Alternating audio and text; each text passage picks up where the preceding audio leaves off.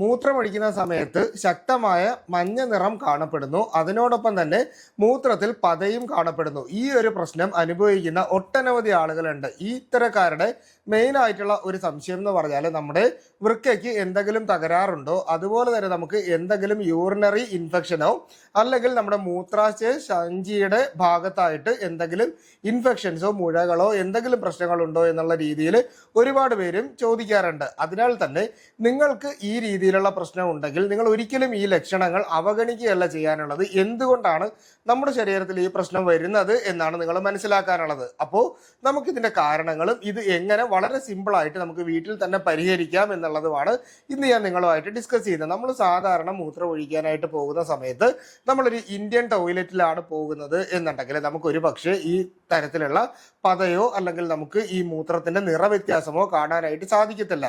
പക്ഷേ നമ്മൾ മൂത്രം ഒഴിക്കാനായിട്ട് ഒരു യൂറോപ്യൻ ക്ലോസറ്റിലാണ് പോകുന്നതെങ്കിൽ നമുക്കിത് വ്യക്തമായിട്ട് കാണാനായിട്ട് സാധിക്കും. അതുകൊണ്ട് തന്നെ നമുക്ക് ഇത്തരത്തിലുള്ള പ്രശ്നമുള്ളവർ ഈ ടോയ്ലറ്റ് ഒന്ന് മാറ്റിയിട്ട് നമ്മൾ ഈ പറയുന്നത് പോലെ നമ്മുടെ യൂറോപ്യൻ ക്ലോസറ്റിലേക്ക് ഒന്ന് പോയി നോക്കിയാൽ നമുക്ക് ഇത്തരത്തിൽ നിറവ്യത്യാസം ഉണ്ടോ എന്ന് വളരെ ഈസി ആയിട്ട് വീട്ടിൽ തന്നെ നോക്കാനായിട്ട് പറ്റുന്നതാണ്. അപ്പോൾ എന്തുകൊണ്ടാണ് നമുക്ക് പതയുണ്ടാകുന്നത്, എന്തുകൊണ്ടാണ് മഞ്ഞ നിറം ഉണ്ടാകുന്നത്, ഈ രണ്ട് കാര്യങ്ങളും ഇതിന്റെ പരിഹാരമാണ് നമുക്ക് ഇനി പറയാനുള്ളത്. അപ്പോൾ ആദ്യം തന്നെ യൂറിൻ ശക്തമായിട്ട് പതയുന്നുണ്ട് എങ്കിൽ നിങ്ങൾ മനസ്സിലാക്കാനുള്ളത് നമ്മുടെ ശരീരത്തിൽ ആൽബുമിൻ യൂറിയ എന്ന് പറയുന്ന ഒരു തരത്തിലുള്ള പ്രശ്നമുണ്ട്. ആൽബുമിൻ യൂറിയ എന്ന് പറഞ്ഞാൽ ശരീരത്തിന്റെ അകത്തേക്ക് വരുന്ന എക്സസ് ആയിട്ടുള്ള പ്രോട്ടീൻ, ഈ കണ്ടന്റ് നമ്മുടെ യൂറിനിലൂടെ പുറത്തേക്ക് പോകുന്ന അവസ്ഥയാണ് നമ്മൾ ഈ പറയുന്ന ആൽബുമിൻ യൂറിയ എന്ന് പറയുന്നത്. അമിതമായിട്ട് പ്രോട്ടീൻ കഴിക്കുന്ന ആളുകൾ, ഇപ്പോൾ അമിതമായിട്ട് വ്യായാമം ചെയ്യുന്ന ആളുകൾ, പ്രോട്ടീൻ പൗഡർ വാങ്ങിയിട്ട് കഴിക്കുന്ന ആളുകൾ, പ്രോട്ടീൻ അടങ്ങിയിട്ടുള്ള ഭക്ഷണങ്ങൾ കഴിക്കുന്ന ആളുകൾ, അതുപോലെ തന്നെ നമുക്ക് എന്തെങ്കിലും ശക്തമായിട്ടുള്ള ഒരു ഇൻഫെക്ഷൻ നമ്മുടെ ബോഡിയിൽ വരികയോ അല്ലെങ്കിൽ നമുക്ക് പനി പോലെയുള്ള എന്തെങ്കിലും പ്രശ്നങ്ങൾ ഉണ്ടാവുകയോ ചെയ്തു കഴിഞ്ഞാൽ ഈ പറയുന്ന പോലെ ആൽബുമിൻ യൂറിയ ഉണ്ടാകാനുള്ള സാധ്യതയുണ്ട്. ഇനി മഞ്ഞ നിറത്തിന്റെ കാര്യത്തിലേക്ക് വന്നു കഴിഞ്ഞാൽ, അതായത് നമ്മളിപ്പോൾ പറഞ്ഞത് പതയുണ്ടാകുന്നത് എന്തുകൊണ്ട് എന്നുള്ള കാര്യമാണ്. ഇനി നമുക്ക് എന്തുകൊണ്ടാണ് മഞ്ഞ നിറം ഉണ്ടാകുന്നത് എന്നുള്ള കാര്യത്തിലേക്ക് വരാം. നമ്മൾ വെള്ളം കുടിക്കുന്നതിൻ്റെ അളവ് കുറഞ്ഞു കഴിഞ്ഞാൽ നമ്മുടെ ശരീരത്തിൻ്റെ അകത്ത് യൂറിൻ്റെ കോൺസെൻട്രേഷൻ വർദ്ധിക്കുകയും ഇതിന് ശേഷം നമുക്ക് മഞ്ഞ നിറത്തിലുള്ള യൂറിൻ വരുന്നതായിട്ട് കാണാനും സാധിക്കും. ഇനി വൈറ്റമിൻ സി കൂടുതലായിട്ടുള്ള അടങ്ങിയ ആഹാരങ്ങളും അതുപോലെ തന്നെ വൈറ്റമിൻ ബി അല്ലെങ്കിൽ ബി കോംപ്ലക്സ് കൂടുതലായിട്ട് അടങ്ങിയിട്ടുള്ള ആഹാരം കഴിക്കുകയോ ഇവയുടെ എന്തെങ്കിലും തരത്തിലുള്ള സപ്ലിമെന്റ്സ് കഴിക്കുന്നവർക്കും ഈ പറയുന്ന പ്രശ്നങ്ങൾ ഉണ്ടാകാനുള്ള സാധ്യതയുണ്ട്. ഇനി നമ്മൾ ഓറഞ്ച് അമിതമായിട്ട് കഴിക്കുകയോ ക്യാരറ്റ് അമിതമായിട്ട് കഴിക്കുകയോ ചെയ്തു കഴിഞ്ഞാലും നമുക്ക് ഈ പറയുന്ന സെയിം പ്രശ്നം കാണാനായിട്ട് സാധിക്കും. പിന്നീട് നമ്മുടെ ശരീരത്തിൽ ഉണ്ടാവുന്ന ഏറ്റവും പ്രധാനപ്പെട്ട പ്രശ്നം എന്ന് പറഞ്ഞാൽ നമുക്ക് ലിവർ, അതായത് നമ്മുടെ കരൾ സംബന്ധമായിട്ടുള്ള എന്തെങ്കിലും രോഗങ്ങളോ അല്ലെങ്കിൽ നമ്മുടെ ബൈൽ ഡക്റ്റ് അല്ലെങ്കിൽ നമ്മുടെ പിത്താശയ ഗ്രന്ഥി ഉണ്ടല്ലോ അവിടെ ഉണ്ടാവുന്ന ഇൻഫ്ലമേഷൻസോ മറ്റോ ഉണ്ടായി കഴിഞ്ഞാലും നമുക്ക് ഈ പറയുന്ന പ്രശ്നം കൂടുതലായിട്ട് ശരീരത്തിൽ കാണുന്നതായിട്ട് പറ്റും. അപ്പോൾ ഇത്തരത്തിലുള്ള എന്തെങ്കിലും രോഗാവസ്ഥകൾ നിങ്ങളുടെ ശരീരത്തിൽ ഉണ്ടെങ്കിൽ മാത്രം നമ്മൾ ഇതിനെപ്പറ്റി കൂടുതൽ ചിന്തിച്ചാൽ മതി. ഇനി നമുക്ക് സാധാരണ ഇതിനു വേണ്ടി ചെയ്തു നോക്കാവുന്ന പരിശോധനകളിലേക്ക് വരാം. നമ്മൾ സാധാരണ യൂറിനാറി, അതായത് യൂറിൻ റൊട്ടീൻ എക്സാമിനേഷൻ ചെയ്ത് നോക്കുമ്പോഴേക്ക് നമുക്ക് കൃത്യമായിട്ട് നമ്മുടെ യൂറിനിൽ എന്തെങ്കിലും പസ് ഉണ്ടോ അല്ലെങ്കിൽ എന്തെങ്കിലും തരത്തിലുള്ള ഇൻഫെക്ഷൻ ഉണ്ടോ മുതലായിട്ടുള്ള കാര്യങ്ങൾ കൃത്യമായിട്ട് നമുക്ക് മനസ്സിലാക്കാനും ആൽബുമിന്റെ കൃത്യമായിട്ടുള്ള അളവ് നമുക്ക് ഇതിലൂടെ മനസ്സിലാക്കിയെടുക്കുവാനും സാധിക്കും. പിന്നീട് നമുക്ക് ചെയ്യാൻ പറ്റുന്ന സ്പോട്ട് മൈക്രോ ആൽബുമിൻ ടെസ്റ്റ് എന്ന് പറയുന്ന ഒരു തരത്തിലുള്ള പരിശോധനയുണ്ട്. അപ്പോൾ ഇത് നമുക്ക് ചെയ്ത് നോക്കാം. അതുപോലെ തന്നെ USG അബ്ഡോമൻ ആൻഡ് പെൽവിസ് നമ്മൾ സ്കാൻ ചെയ്ത് നോക്കിക്കഴിഞ്ഞാലും നമുക്ക് വൃക്കയിൽ സംബന്ധമായിട്ടുള്ള എന്തെങ്കിലും പ്രശ്നങ്ങളോ യൂറിനറി ബ്ലാഡർ റിലേറ്റ് ചെയ്തിട്ടുള്ള പ്രശ്നങ്ങളോ ഉണ്ടോ എന്ന് നമുക്ക് മനസ്സിലാക്കാനായിട്ട് പറ്റും. പക്ഷേ നമ്മൾ ആദ്യം തന്നെ ഇതിലേക്കൊന്നും പോകണം എന്നുള്ള നിർബന്ധമൊന്നും ഇല്ല. നമ്മൾ സാധാരണ ഒരു യൂറിനാറി എടുത്ത് നോക്കിയാൽ തന്നെ നമുക്ക് കൃത്യമായിട്ടുള്ള കാര്യം മനസ്സിലാക്കാനായിട്ട് പറ്റും. അതിലെന്തെങ്കിലും തരത്തിലുള്ള ഒരു വേരിയേഷൻ കാണിക്കുന്നുണ്ടെങ്കിൽ മാത്രമാണ് നിങ്ങൾ ഈ പറയുന്ന അഡ്വാൻസ്ഡ് ടെസ്റ്റുകളിലേക്ക് പോകേണ്ടത് എന്നുകൂടി തുടക്കത്തിൽ തന്നെ ഞാനങ്ങ് പറയുകയാണ്. പിന്നീട് ഈ പറയുന്ന പ്രശ്നം എന്തുകൊണ്ടാണ് നമ്മുടെ ശരീരത്തിൽ വരുന്നതെന്നും കൂടി അറിയണ്ട. അപ്പോൾ ഇവിടെ വരുന്നതെന്ന് പറഞ്ഞാൽ പ്രമേഹ രോഗമുള്ളവർ, അമിതവണ്ണമുള്ളവർ, കൊളസ്ട്രോൾ ഉള്ളവർ, BP ഉള്ളവർ, ഇത്തരം ആളുകളുടെ നമ്മുടെ വൃക്കയുടെ ഭാഗത്തായിട്ട് വരുന്ന അരിപ്പുകൾ പോലെ കാണപ്പെടും. അപ്പോൾ ഈ പറയുന്ന മെഷുകൾ കൂടുതൽ ഒന്ന് ഡയലേറ്റ് ചെയ്യുകയും ഇതിലൂടെ നമുക്ക്, അതായത് സാധാരണ നമുക്ക് ഈ യൂറിൻ മാത്രമാണ് പോകുന്നതെങ്കിൽ അതിനോടൊപ്പം തന്നെ പ്രോട്ടീൻ കൂടുതലായിട്ട് ലീക്ക് ചെയ്യുന്നത് പോലെയുള്ള പ്രശ്നങ്ങളും ആയിരിക്കും ഇത്തരക്കാരിൽ കൂടുതലായിട്ട് കാണപ്പെടുന്നത്. അപ്പോൾ ഇങ്ങനെയുള്ള പ്രശ്നങ്ങളാണ് നിങ്ങൾ അലട്ടുന്നതെങ്കിൽ ഇതിന് വേണ്ടിയിട്ട് നമുക്ക് എന്ത് ചെയ്യാം എന്നുള്ള കാര്യം കൂടി ഉണ്ടല്ലോ.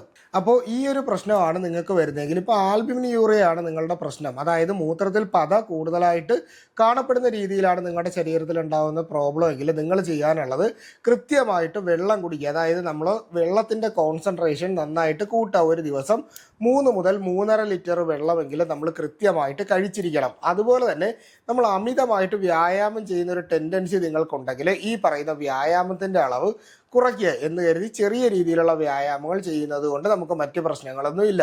ഇനി നിങ്ങൾ ഏതെങ്കിലും തരത്തിലുള്ള വൈറ്റമിൻ സപ്ലിമെൻ്റ്, അതായത് സിയോ അല്ലെങ്കിൽ B12 അങ്ങനെ ഏതെങ്കിലും സപ്ലിമെൻറ്റ്സ് ഡോക്ടറുടെ നിർദ്ദേശം ഇല്ലാതെ നിങ്ങൾ വാങ്ങിക്കഴിക്കുന്ന ഒരു രീതി ഉണ്ടെങ്കിൽ നിങ്ങൾ ഈ പറയുന്ന ആ ഒരു സപ്ലിമെൻറ്റ്സ് ഉടൻ തന്നെ സ്റ്റോപ്പ് ചെയ്യേണ്ടത് വളരെ അത്യാവശ്യമാണ്. ഇനി അടുത്തതായിട്ട് പ്രമേഹം, അതുപോലെ തന്നെ കൊളസ്ട്രോള്, അമിതവണ്ണം മുതലായിട്ടുള്ള പ്രശ്നങ്ങളുണ്ടെങ്കിൽ ഇവ എങ്ങനെ നിയന്ത്രിച്ച് മുന്നോട്ട് പോകാം എന്നുള്ള രീതിയിലുള്ള ഡയറ്റുകളിലേക്ക് നിങ്ങൾ പോകേണ്ടത് വളരെ അത്യാവശ്യമാണ്. അപ്പോൾ തുടക്കത്തിൽ തന്നെ നമുക്ക് ഈ പറയുന്ന രീതിയിലുള്ള പ്രശ്നങ്ങൾ ഒഴിവാക്കിയെടുക്കാനായിട്ട് സാധിക്കും. ഇനി അടുത്ത ഒരു കാര്യം എന്ന് പറഞ്ഞാൽ ഡോക്ടറുടെ നിർദ്ദേശം ഇല്ലാതെ പലപ്പോഴും പലരും ആൻറ്റിബയോട്ടിക്കുകളും പെയിൻ കില്ലറുകളും അലർജിക്കുള്ള മരുന്നുകളും വാങ്ങിക്കഴിക്കാറുണ്ട്. അപ്പോൾ ഇത്തരത്തിലുള്ള പ്രശ്നം നിങ്ങൾക്കുണ്ടെങ്കിൽ നിങ്ങളിത് ഉടൻ തന്നെ സ്റ്റോപ്പ് ചെയ്യേണ്ടത് വളരെ അത്യാവശ്യമാണ്. ഇനി അടുത്തതായിട്ട് മദ്യപാനം, പുകവലി മുതലായിട്ടുള്ള കാര്യങ്ങൾ, അതായത് ലഹരി വസ്തുക്കളുടെ ഉപയോഗം ഉണ്ടെങ്കിൽ നമ്മുടെ ശരീരം പെട്ടെന്ന് ഡീഹൈഡ്രേഷൻ, അതായത് നിർജ്ജലീകരണം സംഭവിക്കാനും വെള്ളത്തിൻ്റെ അളവിൽ കുറവ് വരാനും യൂറിൻ്റെ മഞ്ഞ നിറം കൂടുന്നതായിട്ടും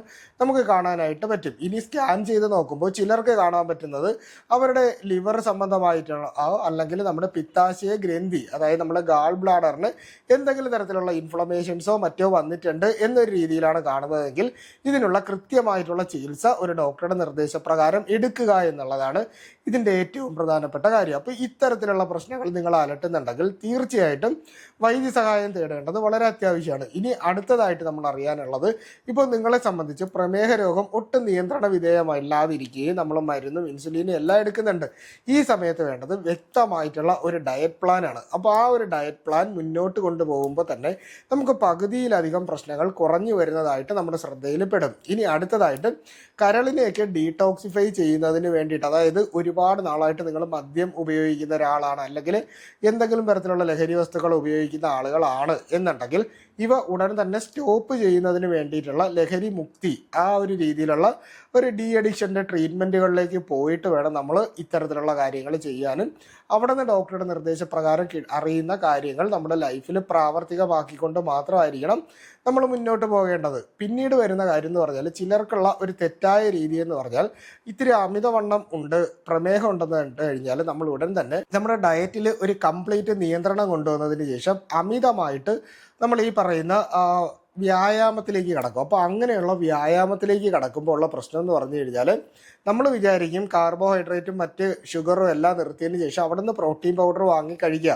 അപ്പോൾ പ്രോട്ടീനാണ് ശരീരത്തിൻ്റെ ബിൽഡിംഗ് ബ്ലോക്ക് എന്ന് പറഞ്ഞാൽ അമിത അളവിൽ ഒരു ട്രെയിനറുടെ നിർദ്ദേശം പോലും ഇല്ലാതെ ഓൺലൈനിൽ നോക്കിയിട്ട് പ്രോട്ടീൻ പൗഡേഴ്സ് വാങ്ങി കഴിക്കുന്ന ആൾക്കാരുണ്ട്. അപ്പോൾ ഇത്തരം പ്രവണത നിങ്ങൾക്കുണ്ടെങ്കിൽ നിങ്ങൾ തീർച്ചയായിട്ടും അത് ഒഴിവാക്കേണ്ടത് വളരെ അത്യാവശ്യമാണ് എന്നുകൂടി പറയുകയാണ്. അപ്പോൾ ഈ പറഞ്ഞ രീതിയിലുള്ള ഒരു വ്യത്യാസം കൊണ്ടുവരുമ്പോൾ തന്നെ നിങ്ങളുടെ പകുതി പ്രശ്നവും മാറുന്നതായിരിക്കും എന്ന് പറയുകയാണ്.